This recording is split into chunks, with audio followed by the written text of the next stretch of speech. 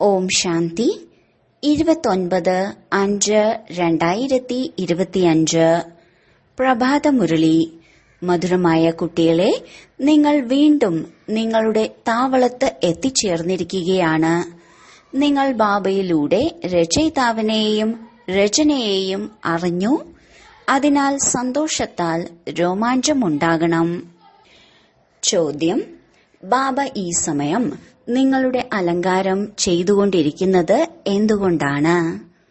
ഉത്തരം: എന്തുകൊണ്ടെന്നാൽ ഇപ്പോൾ നമ്മൾ അലങ്കരിച്ചവരായി വിഷ്ണുപുരിയിലേക്ക്, അതായത് അമ്മായി അച്ഛന്റെ വീട്ടിലേക്ക് പോകണം. ഇപ്പോൾ ഈ ജ്ഞാനത്താൽ അലങ്കരിക്കപ്പെട്ട് വിശ്വത്തിന്റെ മഹാരാജ മഹാറാണിയായി മാറുന്നു. ഇപ്പോൾ സംഗമയുഗത്തിലാണ്. ബാബ ടീച്ചറായി പഠിപ്പിച്ചുകൊണ്ടിരിക്കുകയാണ്. പിതൃഗ്രഹത്തിൽ നിന്നും അമ്മായി അച്ഛന്റെ ഗ്രഹത്തിലേക്ക് പോകുന്നതിന് വേണ്ടി. ഗീതം: അങ്ങനെ ആ ദിനം ഇന്ന് വന്നെത്തി. ഓം ശാന്തി. മധുരമധുരമായ സ്വീറ്റ് ചിൽഡ്രൻ, മധുരമധുരമായ കളഞ്ഞുപോയി തിരികെ കിട്ടിയ കുട്ടികൾ, ഗീതം കേട്ടല്ലോ.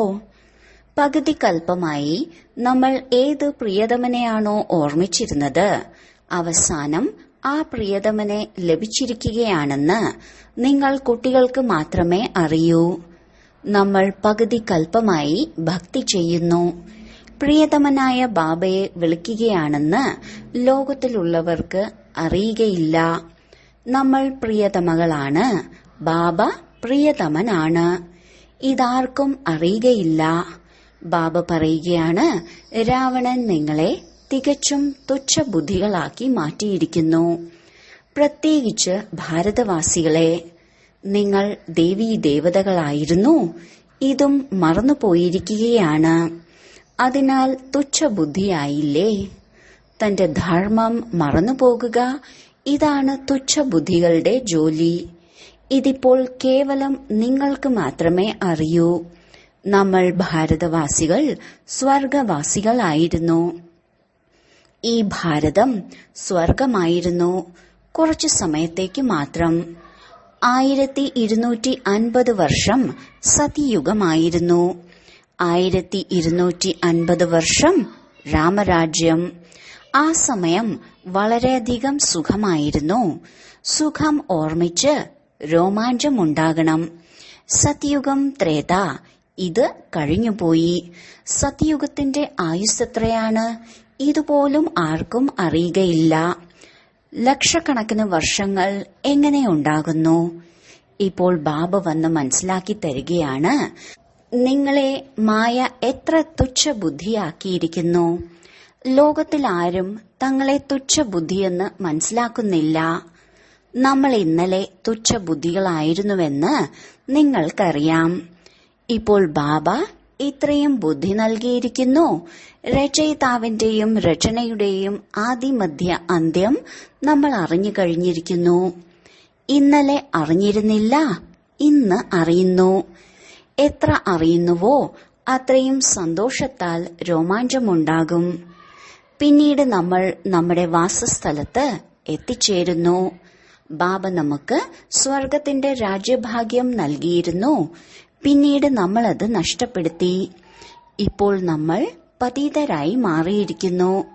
സത്യുഗത്തെ പതീതമെന്ന് പറയില്ല, അത് പാവന ലോകമാണ്. പതീത പാവന വരൂ എന്ന് മനുഷ്യർ പറയുന്നു.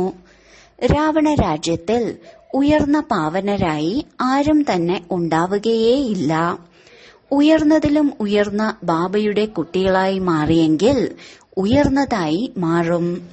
നിങ്ങൾ കുട്ടികൾ ബാബയെ അറിയുന്നു, അതും നമ്പർ വൈസ് പുരുഷാർത്ഥം അനുസരിച്ച്. അതിരാവിലെ എഴുന്നേറ്റ് തന്റെ ഹൃദയത്തോട് ചോദിക്കൂ, അമൃതവേള സമയം വളരെ നല്ലതാണ്.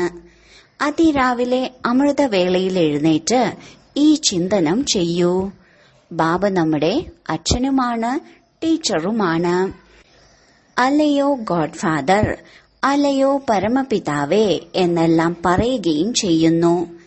ഹേ ഭഗവാനെ എന്ന് ആരെയാണ് ഓർമ്മിക്കുന്നതെന്ന് ഇപ്പോൾ നിങ്ങൾ കുട്ടികൾക്കറിയാം. ഇപ്പോൾ നമുക്ക് ആ ഭഗവാനെ ലഭിച്ചിരിക്കുന്നു. നമ്മൾ വീണ്ടും പരിധിയില്ലാത്ത സമ്പത്ത് എടുത്തുകൊണ്ടിരിക്കുന്നു. അത് ലൗകിക അച്ഛനാണ്. ഇത് പരിധിയില്ലാത്ത അച്ഛനാണ്. നിങ്ങളുടെ ലൗകിക അച്ഛനും ആ പരിധിയില്ലാത്ത അച്ഛനെ ഓർമ്മിക്കുന്നു. ഇപ്പോൾ അച്ഛന്മാരുടെയും അച്ഛൻ, പതികളുടെയും പതി ബാബയാണ്. ഇതും ഭാരതവാസികൾ തന്നെയാണ് പറയുന്നത്. എന്തുകൊണ്ടെന്നാൽ ഇപ്പോൾ ഞാൻ അച്ഛന്മാരുടെയും അച്ഛൻ, പതിമാരുടെയും പതി ആകുന്നു. ഇപ്പോൾ ഞാൻ നിങ്ങളുടെ അച്ഛനുമാണ്. നിങ്ങൾ മക്കളായിരിക്കുന്നു. ബാബ ബാബ എന്ന് പറഞ്ഞുകൊണ്ടിരിക്കുന്നു. ഇപ്പോൾ വീണ്ടും നിങ്ങളെ വിഷ്ണുപുരി, അതായത് അമ്മായിയച്ഛന്റെ വീട്ടിലേക്ക് കൂട്ടിക്കൊണ്ടു പോകുന്നു. ഇത് നിങ്ങളുടെ പിതൃഗ്രഹമാണ്. പിന്നീട് അമ്മായിയച്ഛന്റെ വീട്ടിലേക്ക് പോകും. നമ്മളെ വളരെ നന്നായി അലങ്കരിച്ചു പോകുമെന്ന് കുട്ടികൾക്ക് അറിയാം. ഇപ്പോൾ നിങ്ങൾ പിതൃഗ്രഹത്തിലാണല്ലോ. നിങ്ങളെ പഠിപ്പിക്കുകയും ചെയ്യുന്നു. നിങ്ങൾ ഈ ജ്ഞാനം കൊണ്ട് അലങ്കരിച്ച് വിശ്വത്തിന്റെ മഹാരാജാവും മഹാറാണിയും ആകുന്നു. നിങ്ങൾ ഇവിടെ വന്നിരിക്കുന്നത് തന്നെ വിശ്വത്തിന്റെ അധികാരി ആവുന്നതിനാണ്. സത്യയുഗമായിരുന്നപ്പോൾ നിങ്ങൾ ഭാരതവാസികൾ തന്നെയാണ് വിശ്വത്തിന്റെ അധികാരികളായിരുന്നത്. നമ്മൾ വിശ്വത്തിന്റെ അധികാരികളാണെന്ന് നിങ്ങൾക്കിപ്പോൾ പറയാൻ കഴിയില്ല. അപ്പോൾ നിങ്ങൾക്കറിയാം, ഭാരതത്തിന്റെ അധികാരി കലിയുഗിയാണ്. നമ്മളാണെങ്കിൽ സംഗമയുഗിയാണ്. പിന്നീട് നമ്മൾ സത്യയുഗത്തിൽ മുഴുവൻ വിശ്വത്തിന്റെയും അധികാരിയായി മാറും. ഈ കാര്യങ്ങൾ നിങ്ങൾ കുട്ടികളുടെ ബുദ്ധിയിൽ വരണം. വിശ്വത്തിന്റെ ചക്രവർത്തി പദവി നൽകുന്നയാൾ വന്നിരിക്കുകയാണ് എന്നറിയാം. ഇപ്പോൾ സംഗമയുഗത്തിൽ ബാബ വന്നിരിക്കുകയാണ്. ജ്ഞാനദാതാവ് ഒരേയൊരു ബാബയാണ്. ബാബയെ അല്ലാതെ വേറെ ഒരു മനുഷ്യനെയും ജ്ഞാനദാതാവെന്ന് പറയാൻ സാധിക്കില്ല. എന്തുകൊണ്ടെന്നാൽ ബാബയുടെ അടുത്ത് ഇങ്ങനെയുള്ള ജ്ഞാനമുണ്ട്. അതിലൂടെ മുഴുവൻ വിശ്വത്തിന്റെയും സദ്ഗതി ഉണ്ടാകുന്നു. തത്വസഹിതം എല്ലാവരുടെയും സദ്ഗതി ഉണ്ടാകുന്നു. മനുഷ്യരുടെ അടുത്ത് സദ്ഗതിയുടെ ജ്ഞാനമില്ല. ഈ സമയം മുഴുവൻ ലോകവും തത്വസഹിതം തമോ പ്രധാനമാണ്. ഇതിൽ ജീവിക്കുന്നവരും തമോ പ്രധാനമാണ്. പുതിയ ലോകമാണ് സത്യയുഗം. അതിൽ ജീവിക്കുന്നവരും ദേവതകളായിരുന്നു. പിന്നീട് രാവണൻ വിജയം പ്രാപ്തമാക്കി. ഇപ്പോൾ ബാബ വീണ്ടും വന്നിരിക്കുകയാണ്. ഞങ്ങൾ ബാബ് ദാദയുടെ കൂടെ പോകുന്നുവെന്ന് നിങ്ങൾ കുട്ടികൾ പറയുന്നു. ബാബ നമുക്ക് ദാദയിലൂടെ സ്വർഗത്തിന്റെ ചക്രവർത്തിയുടെ സമ്പത്ത് നൽകുന്നു. ബാബ സ്വർഗത്തിന്റെ ചക്രവർത്തി പദവി നൽകും. വേറെന്ത് നൽകും? നിങ്ങൾ കുട്ടികളുടെ ബുദ്ധിയിലിത് വരണമല്ലോ. പക്ഷെ മായ മറപ്പിക്കുന്നു. സ്ഥായിയായ സന്തോഷം നിലനിൽക്കാൻ അനുവദിക്കുന്നില്ല. ആരാണോ നല്ല രീതിയിൽ പഠിക്കുകയും പഠിപ്പിക്കുകയും ചെയ്യുന്നത് അവരെ ഉയർന്ന പദവി നേടൂ. സെക്കൻഡിൽ ജീവൻ മുക്തി എന്ന് പാടാറുമുണ്ട്. തിരിച്ചറിയുന്നത് ഒരേ ഒരു തവണ ആണല്ലോ. എല്ലാ ആത്മാക്കളുടെയും അച്ഛൻ ഒന്നാണ്. ആ സർവ ആത്മാക്കളുടെയും അച്ഛൻ വന്നു കഴിഞ്ഞിരിക്കുന്നു. പക്ഷെ എല്ലാവർക്കും ഒന്നും കാണാൻ സാധിക്കില്ല. അസംഭവ്യമാണ്. ബാബ പഠിപ്പിക്കാനാണ് വരുന്നത്. നിങ്ങളും എല്ലാവരും ടീച്ചർമാരാണ്. ഗീതാ പാഠശാല എന്ന് പറയാറുണ്ടല്ലോ. ഈ വാക്കും സാധാരണമാണ്. കൃഷ്ണൻ ഗീത കേൾപ്പിച്ചുവെന്ന് പറയുന്നു. ഇപ്പോൾ ഇത് കൃഷ്ണന്റെ പാഠശാലയൊന്നുമല്ല. കൃഷ്ണന്റെ ആത്മാവ് പഠിച്ചുകൊണ്ടിരിക്കുകയാണ്. സത്യയുഗത്തിൽ ആരെങ്കിലും ഗീതാ പാഠശാലയിൽ പഠിക്കുകയോ പഠിപ്പിക്കുകയോ ചെയ്യുമോ? കൃഷ്ണൻ സത്യയുഗത്തിൽ ഉണ്ടായിരിക്കും. പിന്നീട് 84 ജന്മങ്ങൾ എടുക്കുന്നു. ഒരു ശരീരം പോലും അടുത്ത ജന്മത്തെ ശരീരം പോലെ ആയിരിക്കില്ല. ഡ്രാമ പ്ലാൻ അനുസരിച്ച് ഓരോ ആത്മാവിലും തന്റെ 84 ജന്മങ്ങളുടെ പാർട്ട് അടങ്ങിയിരിക്കുന്നു. ഒരു സെക്കൻഡ് പോലും അടുത്ത സെക്കൻഡിനെ പോലെ ആയിരിക്കില്ല. 5000 വർഷം നിങ്ങൾ പാർട്ട് അഭിനയിക്കുന്നു. ഒരു സെക്കൻഡിന്റെ പാർട്ട് അടുത്ത സെക്കൻഡിനെ പോലെ ആവുക സാധ്യമല്ല. വളരെയധികം മനസ്സിലാക്കേണ്ട കാര്യമാണ്. ഡ്രാമയാണല്ലോ. പാർട്ട് ആവർത്തിക്കപ്പെടുന്നു. ബാക്കി എല്ലാ ശാസ്ത്രങ്ങളും ഭക്തി മാർഗത്തിലേതാണ്. പകുതി കൽപ്പം ഭക്തി നടക്കുന്നു. പിന്നീട് ഞാൻ വന്ന് എല്ലാവർക്കും സദ്ഗതി നൽകുന്നു. 5000 വർഷങ്ങൾക്ക് മുൻപ് രാജ്യം ഭരിച്ചുവെന്ന് നിങ്ങൾക്കറിയാം. സദ്ഗതിയിലായിരുന്നു. ദുഃഖത്തിന്റെ പേര് പോലും ഉണ്ടായിരുന്നില്ല. ഇപ്പോഴാണെങ്കിൽ ദുഃഖം തന്നെ ദുഃഖമാണ്. ഇതിനെ ദുഃഖധാമം എന്ന് പറയപ്പെടുന്നു. ശാന്തിധാമം, സുഖധാമം, പിന്നെ ദുഃഖധാമം. വന്ന് ഭാരതവാസികൾക്ക് തന്നെയാണ് സുഖധാമത്തിന്റെ വഴി പറഞ്ഞു തരുന്നത്. പിന്നെ ഓരോ കൽപ്പം ബാബയ്ക്ക് വരേണ്ടി വരുന്നു. അനേകം പ്രാവശ്യം വന്നുകൊണ്ടിരിക്കും. ഇതിന് അവസാനമുണ്ടാവുക സാധ്യമല്ല. നിങ്ങൾ ചക്രം കറങ്ങി ദുഃഖധാമത്തിൽ വരുന്നു. പിന്നെ എനിക്ക് വരേണ്ടി വരുന്നു. 84 ജന്മങ്ങളുടെ ചക്രം നിങ്ങൾക്കിപ്പോൾ ഓർമ്മ വന്നു. ഇപ്പോൾ ബാബയെ രചയിതാവാണെന്ന് പറയുന്നു. ഏതെങ്കിലും ഡ്രാമയുടെ രചയിതാവ് എന്നല്ല. രചയിതാവർത്ഥം ഈ സമയം വന്ന് സത്യയുഗം രചിക്കുന്നു. സത്യയുഗത്തിൽ ആർക്ക് രാജ്യമുണ്ടായിരുന്നോ പിന്നീട് നഷ്ടപ്പെടുത്തി. അവരെ തന്നെയാണിരുന്ന് പഠിപ്പിക്കുന്നത്. കുട്ടികളെ ദത്തെടുക്കുന്നു. നിങ്ങൾ എന്റെ കുട്ടികളാണല്ലോ. നിങ്ങളെ ഒരു സാധു സന്യാസിമാരും ഒന്നുമല്ല പഠിപ്പിക്കുന്നത്. പഠിപ്പിക്കുന്നത് ഒരേ ഒരു ബാബയാണ്. ആരെയാണോ എല്ലാവരും ഓർമ്മിക്കുന്നത്, ആരെയാണോ ഓർമ്മിക്കുന്നത് തീർച്ചയായും എപ്പോഴെങ്കിലും അവർ വരുമല്ലോ. എന്തുകൊണ്ടാണ് ഓർമ്മിക്കുന്നത് എന്നുപോലും ചിലർക്ക് അറിയുകയില്ല. അതിനാൽ തീർച്ചയായും പതിത പാവനനായ ബാബ വരുന്നു. പതിത പാവനനെ ഓർമ്മിക്കുന്നു.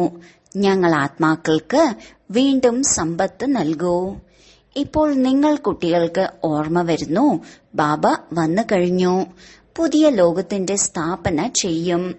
അവർ വീണ്ടും തങ്ങളുടെ സമയത്തിൽ രജോ തമോയിലേക്ക് വരും. ഇപ്പോൾ നിങ്ങൾ കുട്ടികൾക്ക് മനസ്സിലായി, നമ്മൾ മാസ്റ്റർ നോളജ്ഫുൾ ആയി മാറുന്നു. ഒരേ ഒരു ബാബ മാത്രമാണ് നിങ്ങൾ കുട്ടികളെ പഠിപ്പിച്ച് വിശ്വത്തിന്റെ അധികാരിയാക്കി മാറ്റുന്നത്. സ്വയം ആകുന്നില്ല. അതുകൊണ്ട് ബാബയെ നിഷ്കാമ സേവാധാരി എന്ന് പറയുന്നു. ഞങ്ങൾ ഫലം ആഗ്രഹിക്കുന്നില്ല, നിഷ്കാമ സേവനം ചെയ്യുന്നുവെന്ന് മനുഷ്യർ പറയുന്നു. പക്ഷെ അങ്ങനെയല്ല. എങ്ങനെയാണോ സംസ്കാരം എടുത്തു പോകുന്നത് അതിനനുസരിച്ച് ജന്മം ലഭിക്കുന്നു. കർമ്മത്തിന്റെ ഫലം തീർച്ചയായും ലഭിക്കുന്നു. സന്യാസിമാരും ഗൃഹസ്ഥികളുടെ അടുത്ത് പുനർജന്മമെടുത്ത് പിന്നീട് സംസ്കാരത്തിനനുസരിച്ച് സന്യാസധർമ്മത്തിലേക്ക് പോകുന്നു. ബാബ യുദ്ധം ചെയ്യുന്നവരുടെയും ഉദാഹരണം നൽകുന്നു. പറയുന്നു, ഗീതയിൽ എഴുതിയിട്ടുണ്ട്, ആരാണോ യുദ്ധമൈതാനത്തിൽ മരിക്കുന്നത് അവർ സ്വർഗത്തിൽ പോകും. പക്ഷേ സ്വർഗത്തിന്റെയും സമയമാകണമല്ലോ. സ്വർഗം ലക്ഷക്കണക്കിന് വർഷമെന്ന് പറയുന്നു. ഇപ്പോൾ നിങ്ങൾക്കറിയാം ബാബ എന്താണ് മനസ്സിലാക്കി തരുന്നത്, ഗീതയിൽ എന്താണ് എഴുതിയിരിക്കുന്നത് എന്ന്. പറയുന്നു, ഭഗവാനു വാച, ഞാൻ സർവവ്യാപിയാണ് എന്ന്. ബാബ പറയുകയാണ്, ഞാൻ എന്നെ തന്നെ എങ്ങനെ ഗ്ലാനി ചെയ്യും? ഞാൻ സർവവ്യാപി ആണെന്ന്. പട്ടിയിലും പൂച്ചയിലും എല്ലാം ഉണ്ടെന്ന്. എന്നെ ജ്ഞാനസാഗരൻ എന്നാണല്ലോ പറയുന്നത്. ഞാൻ പിന്നെ എങ്ങനെ എന്നെ ഇങ്ങനെ പറയും? എത്ര അസത്യമാണ്. ജ്ഞാനമാണെങ്കിൽ ആരിലുമില്ല. സന്യാസിമാരെയൊക്കെ വളരെ മാനിക്കുന്നു. കാരണം പവിത്രമാണ്. സത്യുഗത്തിൽ ഗുരുവൊന്നും ഉണ്ടായിരിക്കില്ല. ഇവിടെയാണെങ്കിൽ സ്ത്രീയോട് പറയുന്നു, നിങ്ങളുടെ പതി ഗുരുവും ഈശ്വരനുമാണ്. വേറെ ആരെയും ഗുരുവാക്കരുത്. സതോ പ്രധാന ഭക്തി ആയിരുന്നപ്പോഴായിരുന്നു അവരെല്ലാവരും മനസ്സിലാക്കി പോന്നിരുന്നത്. സത്യയുഗത്തിൽ ഗുരു ഉണ്ടായിരുന്നില്ല. ഭക്തിയുടെ തുടക്കത്തിലും ഗുരുവുണ്ടായിരുന്നില്ല. പതി തന്നെയാണ് എല്ലാം. ഗുരു ഉണ്ടായിരുന്നില്ല. ഈ എല്ലാ കാര്യങ്ങളും നിങ്ങളിപ്പോൾ മനസ്സിലാക്കിയിട്ടുണ്ട്. ചിലരാണെങ്കിൽ ബ്രഹ്മകുമാർ കുമാരിമാരുടെ പേര് കേൾക്കുമ്പോൾ തന്നെ പേടിക്കുന്നു. എന്തുകൊണ്ടെന്നാൽ ഇവർ സഹോദരീ സഹോദരരാക്കി മാറ്റുന്നുവെന്ന് മനസ്സിലാക്കുന്നു. പ്രജാപിത ബ്രഹ്മാവിന്റെ കുട്ടിയാവുന്നത് നല്ലതല്ലേ? BK തന്നെയാണ് സ്വർഗത്തിന്റെ സമ്പത്ത് എടുക്കുന്നത്. ഇപ്പോൾ നിങ്ങൾ എടുത്തുകൊണ്ടിരിക്കുകയാണ്. നിങ്ങൾ BK ആയിരിക്കുന്നു. ഞങ്ങൾ സഹോദരീ സഹോദരന്മാരാണെന്ന് രണ്ടുപേരും പറയുന്നു. ശരീരത്തിന്റെ ബോധം, വികാരത്തിന്റെ ദുർഗന്ധം പുറത്തുപോകുന്നു. നമ്മൾ ഒരച്ഛന്റെ മക്കൾ, സഹോദരീ സഹോദരർ, വികാരത്തിലേക്ക് എങ്ങനെ പോകാൻ സാധിക്കും? ഇത് മഹാപാപമാണ്. ഈ പവിത്രമായി ഇരിക്കുന്നതിനുള്ള യുക്തി ഡ്രാമയിലുണ്ട്. സന്യാസിമാരുടേത് നിവൃത്തി മാർഗമാണ്. നിങ്ങൾ പ്രവൃത്തി മാർഗത്തിലുള്ളവരാണ്. ഇപ്പോൾ നിങ്ങൾക്ക് ഈ മോശമായ ലോകത്തിന്റെ സമ്പ്രദായങ്ങളെല്ലാം ഉപേക്ഷിച്ച് ഈ പഴയ ലോകം തന്നെ മറക്കണം. നിങ്ങൾ സ്വർഗത്തിന്റെ അധികാരികളായിരുന്നു. പിന്നീട് രാവണൻ എത്ര മോശമാക്കി മാറ്റിയിരിക്കുന്നു. ഇതും ബാബയാണ് മനസ്സിലാക്കി തരുന്നത്. ചിലർ പറയും, ഞങ്ങൾ എങ്ങനെ അംഗീകരിക്കും? ഞങ്ങൾ 84 ജന്മങ്ങൾ എടുക്കുന്നുവെന്ന്. 84 ജന്മങ്ങൾ എടുക്കുന്നു. ഇത് നമ്മൾ ശരിക്കും പറയുന്നതാണ്. 84 ജന്മങ്ങൾ എടുക്കുന്നില്ല എങ്കിൽ ഇവിടെ തുടരുക തന്നെയില്ല. മനസ്സിലാക്കാൻ സാധിക്കുന്നു, ഇവർ ദേവീ ദേവതാ ധർമ്മത്തിലുള്ളതല്ല. സ്വർഗത്തിലേക്ക് വരാൻ സാധിക്കില്ല. പ്രജയിലും കുറഞ്ഞ പദവിയെ നേടൂ. പ്രജയിലും നല്ല പദവിയും കുറഞ്ഞ പദവിയും ഉണ്ടല്ലോ. ഈ കാര്യങ്ങളൊന്നും ഒരു ശാസ്ത്രങ്ങളിലും ഇല്ല. ഭഗവാൻ വന്ന് രാജധാനി സ്ഥാപിക്കുന്നു. ശ്രീകൃഷ്ണൻ വൈകുണ്ഠത്തിലെ അധികാരിയായിരുന്നു. സ്ഥാപന ചെയ്യുന്നത് ബാബയാണ്. ബാബ ഗീത കേൾപ്പിച്ചു. ഈ പദവി നേടിയാൽ പിന്നെ പഠിക്കുകയും പഠിപ്പിക്കുന്നതിന്റെയും ആവശ്യമില്ല. നിങ്ങൾ പഠിച്ച് പദവി നേടുന്നു. പിന്നീട് ഗീതയുടെ ജ്ഞാനം പഠിക്കുകയില്ല. ജ്ഞാനത്തിലൂടെ സദ്ഗതി ലഭിക്കും. എത്ര പുരുഷാർത്ഥം ചെയ്യുന്നുവോ അത്രയും ഉയർന്ന പദവി നേടും. എത്ര പുരുഷാർത്ഥം കൽപ്പം മുൻപ് ചെയ്തിട്ടുണ്ടോ അത് ചെയ്തുകൊണ്ടും ഇരിക്കുന്നു. സാക്ഷിയായി കാണണം. ടീച്ചറെയും നോക്കണം. ഇവരാണ് നമ്മെ പഠിപ്പിച്ചത്. നമുക്ക് ഇവരെക്കാൾ സമർത്ഥശാലിയാകണം. ചാൻസ് വളരെയുണ്ട്. ഉയർന്നതിലും ഉയർന്നതായി മാറുന്നതിനുള്ള പരിശ്രമം ചെയ്യണം. തമോ പ്രധാനത്തിൽ നിന്ന് സതോ പ്രധാനമായി മാറുന്നതാണ് മുഖ്യ കാര്യം. ഇത് മനസ്സിലാക്കേണ്ട കാര്യമല്ലേ? ഗൃഹസ്ഥ വ്യവഹാരത്തിൽ ഇരിക്കണം. ബാബയെ ഓർമ്മിക്കുകയാണെങ്കിൽ പാവനമായി മാറും. ഇവിടെ എല്ലാവരും പതീതമാണ്. ഇവിടെ ദുഃഖം തന്നെ ദുഃഖമാണ്. സുഖത്തിന്റെ രാജ്യം എപ്പോഴായിരുന്നു ഇതാർക്കും അറിയുകയില്ല. ദുഃഖത്തിൽ പറയുന്നു, അല്ലയോ ഭഗവാനെ, ഹേ റാം, ഈ ദുഃഖം എന്തിനാണ് നൽകിയത് എന്ന്. ഭഗവാൻ ആർക്കും ദുഃഖമൊന്നും നൽകുന്നില്ല. രാവണൻ ദുഃഖം നൽകുന്നു. നമ്മുടെ രാജ്യത്തിൽ വേറെ ഒരു ധർമ്മവും ഉണ്ടായിരിക്കില്ലെന്ന് ഇപ്പോൾ നിങ്ങൾക്കറിയാം. പിന്നീട് മറ്റ് ധർമ്മങ്ങൾ വരും. നിങ്ങൾ എവിടെ വേണമെങ്കിലും പോയിക്കോളൂ. പഠിപ്പ് കൂടെയുണ്ട്. മന്മനാഭവയുടെ ലക്ഷ്യം ലഭിച്ചിരിക്കുന്നു. ബാബയെ ഓർമ്മിക്കൂ എന്ന്. ബാബയിൽ നിന്ന് നമ്മൾ സ്വർഗത്തിന്റെ സമ്പത്ത് എടുത്തുകൊണ്ടിരിക്കുകയാണ്. ഇതുപോലും ഓർമ്മിക്കാൻ സാധിക്കുന്നില്ല. ഈ ഓർമ്മ ഉറച്ചതായിരിക്കണം. അപ്പോൾ പിന്നെ അവസാന സമയത്തെ മനം പോലെ ഗതിയുണ്ടാകും. ശരി, വളരെ കാലത്തെ വേർപാടിന് ശേഷം തിരിച്ചു കിട്ടിയ മധുരമധുരമായ കുട്ടികളെ പ്രതി മാതാവും പിതാവുമായ ബാബ്ദാദയുടെ സ്നേഹസ്മരണയും പുലർക്കാല വന്ദനവും. ആത്മീയ അച്ഛന്റെ ആത്മീയ കുട്ടികൾക്ക് നമസ്കാരം. ധാരണയ്ക്കുള്ള മുഖ്യസാരം: 1. അതിരാവിലെ അമൃതവേളയിൽ എഴുന്നേറ്റ് ഓർമ്മിക്കണം, ബാബ നമ്മുടെ അച്ഛനുമാണ്, ടീച്ചറുമാണ്. ഇപ്പോൾ ബാബ നമ്മെ ജ്ഞാനരത്നങ്ങളാൽ അലങ്കരിക്കാൻ വന്നിരിക്കുകയാണ്. ബാബ അച്ഛന്മാരുടെയും അച്ഛൻ, പതിമാരുടെയും പതിയാണ്. ഇങ്ങനെ ചിന്തിച്ച് അപാര സന്തോഷം അനുഭവിക്കണം. 2. ഓരോരുത്തരുടെയും പുരുഷാർത്ഥം സാക്ഷിയായി കാണണം. ഉയർന്ന പദവിക്കുള്ള ചാൻസ് ഉണ്ട്. അതുകൊണ്ട് തമോ പ്രധാനത്തിൽ നിന്നും സതോ പ്രധാനമായി മാറണം. വരദാനം: നിർവികാരതയുടെ ശക്തിയിലൂടെ സൂക്ഷ്മവദനവും 3 ലോകങ്ങളും അനുഭവം ചെയ്യുന്ന ശ്രേഷ്ഠ ഭാഗ്യവാനായി ഭവിക്കട്ടെ. നിർവികാരതയുടെ ശക്തി ഏത് കുട്ടികൾക്കാണോ ഉള്ളത്, ആരുടെയാണോ ബുദ്ധിയോഗം പൂർണമായും ശുദ്ധമായത്, അങ്ങനെയുള്ള ഭാഗ്യവാന്മാരായ കുട്ടികൾക്ക് സഹജമായി തന്നെ 3 ലോകങ്ങളും ചുറ്റി സഞ്ചരിക്കുവാൻ സാധിക്കും. സൂക്ഷ്മവതനത്തിലേക്ക് തന്റെ സങ്കല്പങ്ങളെ എത്തിക്കുവാനായി സർവ സംബന്ധങ്ങളുടെയും സാരമായ അതിസൂക്ഷ്മമായ ഓർമ്മ വേണം. ഇതാണ് ഏറ്റവും ശക്തിശാലിയായ വയർ, അതായത് കമ്പി. മായയ്ക്ക് ഇതിൽ തടസ്സമുണ്ടാക്കാൻ കഴിയില്ല. സൂക്ഷ്മവതനത്തിന്റെ അലങ്കാരം അനുഭവിക്കുന്നതിനായി സ്വയത്തെ നിർവികാരതയുടെ ശക്തിയാൽ സമ്പന്നമാക്കൂ. സ്ലോഗൻ: വ്യക്തി, വസ്തു, വൈഭവം. ഇതിൽ ഏതിലെങ്കിലും ആകർഷിതമായാൽ കൂട്ടുകാരനായ ബാബയ്ക്ക് സങ്കല്പത്തിൽ വിവാഹമോചനം കൊടുക്കലാണ്. അവ്യക്ത സൂചന: ആത്മീയ റോയൽറ്റിയും പവിത്രതയുടെ വ്യക്തിത്വവും ധാരണ ചെയ്യൂ. പവിത്രത സംഗമയുഗി ബ്രാഹ്മണരുടെ മഹാൻ ജീവിതത്തിന്റെ മഹാനതയാണ്.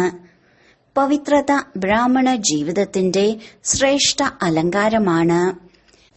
ഏതുപോലെയാണോ സ്ഥൂല ശരീരത്തിൽ ശ്വാസം ചലിക്കേണ്ടത് ആവശ്യമാണ്, ശ്വാസമില്ലെങ്കിൽ ജീവിതമില്ല, അതുപോലെ ബ്രാഹ്മണ ജീവിതത്തിന്റെ ശ്വാസമാണ് പവിത്രത. 21 ജന്മങ്ങളുടെ പ്രാപ്തിയുടെ ആധാരവും അടിസ്ഥാനവും പവിത്രതയാണ്. ഓം ശാന്തി.